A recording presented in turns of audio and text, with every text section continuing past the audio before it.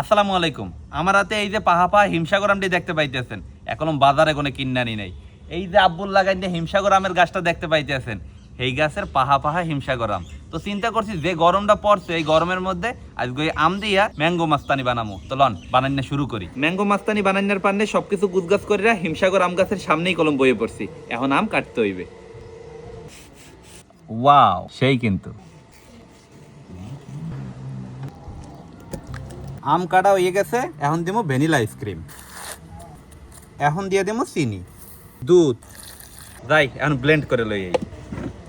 Blend করা হয়ে গেছে, এখন ডেকোরেশন করতে হইবে। আর ডেকোরেশন করার পর দিয়ে দিতে আছি ভ্যানিলা আইসক্রিম, কুচাইন না বাদাম, কিউব করে কাটা আম। এখন ব্লেন্ড করা আম দিয়ে দিব। আবার দিতে আছি ভ্যানিলা আইসক্রিম, আবার দিতে আছি কিউব করা আম, সবশেষে আবার একটু বাদাম দিতে আছি।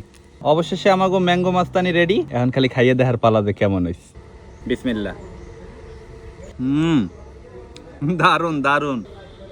গরমের মধ্যে ম্যাঙ্গো মাস্তানি, কলজাটা পুরো জুড়াই দিতেছে।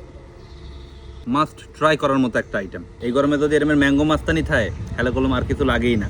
আর গাছের এককালে তাজা আম, যার কারণে আরো বেশি মজা লাগবে। পাইপ দিয়ে সবকিছু ঠিক মতো খাইতে পারতেছি না, একটু পাইপ ছাড়া খাই। মনুরা, এই আমের সিজনে যদি ম্যাঙ্গো মাস্তানি মিস দেন, বোকামি করবেন, বোকামি। এক কথায় জম্মের মজা।